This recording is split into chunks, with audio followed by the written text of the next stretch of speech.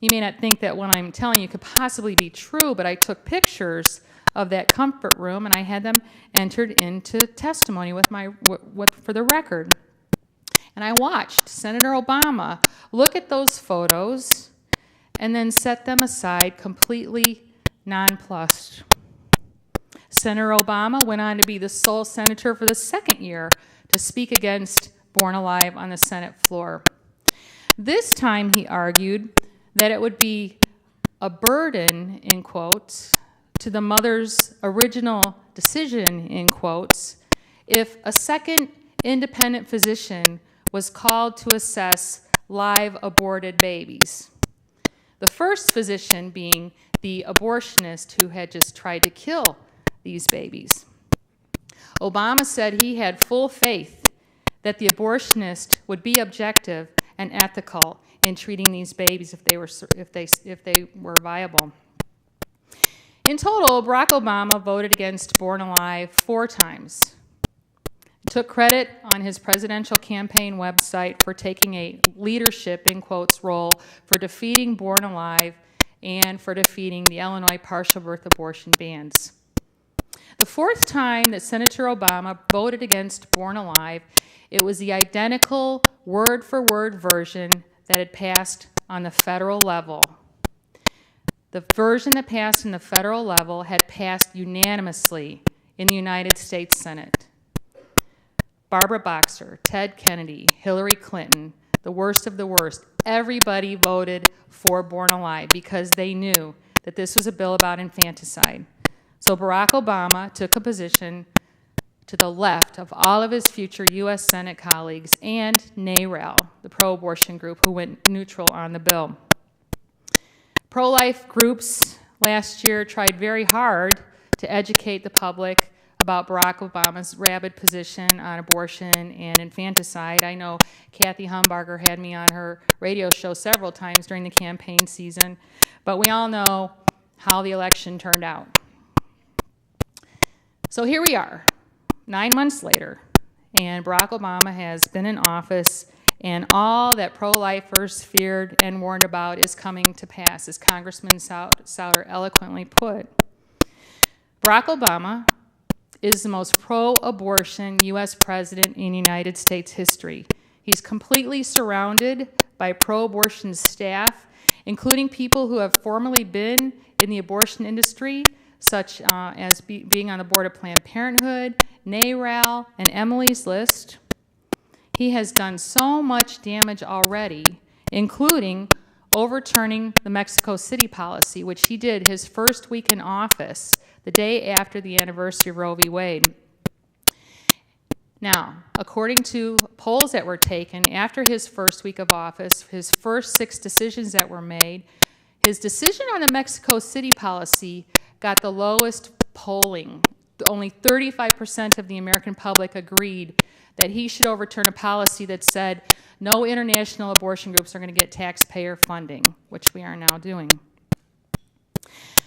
Public disapproval of Barack Obama's overturn of the Mexico City policy was a first indicator that as he kept pushing his anti-life agenda, he was turning more and more people off. I'm sure most of you have heard about the Gallup poll that was taken this past May that said for the first time ever since Gallup has been asking this question, do you believe you are pro-life or pro-choice? A majority of Americans, 51%, said that they were pro-life. Only 42% of Americans were willing to say that they were pro-choice. Just last week, Pew issued another poll, and the headline was, "Support for Abortion Slips." Every question that Pew asked got a negative response. The other side was shown to be losing ground. The reason? According to Pew, quotes, "The timing of this shift in attitudes on abortion could be connected to Obama's election. The decline in support for legal abortion first appeared in the polls in the spring of 2009, close quote. So what does this mean? And what can pro-lifers do with this gift, believe it or not, that Barack Obama has given us, turning Americans our way? I would suggest that we still have a huge psychological hurdle to surmount before we get them to agree, Americans to agree that abortion should be illegal. Michigan Right to Life is calling this the Great Disconnect. Now let's step back. First of all, how did we get to the place in the United States of America, 36 years after legalized abortion, when a hospital named Christ would be aborting babies alive and letting them die? I suggest that the mix in America today is not so different than a mix 2,000 years ago when another innocent man, Jesus Christ, was being put to death. There was a segment in the crowd that night who thought killing Jesus was a necessary evil. It was a reality, needed to happen. They said his presence was creating havoc. He was inconvenient. He was even getting in the way of careers and fortune.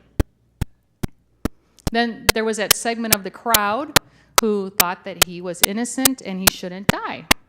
Although I'm not certain how vocal that segment of the crowd was, if Peter was any indicator, because, after all, the other side is very vocal, and they can be bullies, and they were certainly scary.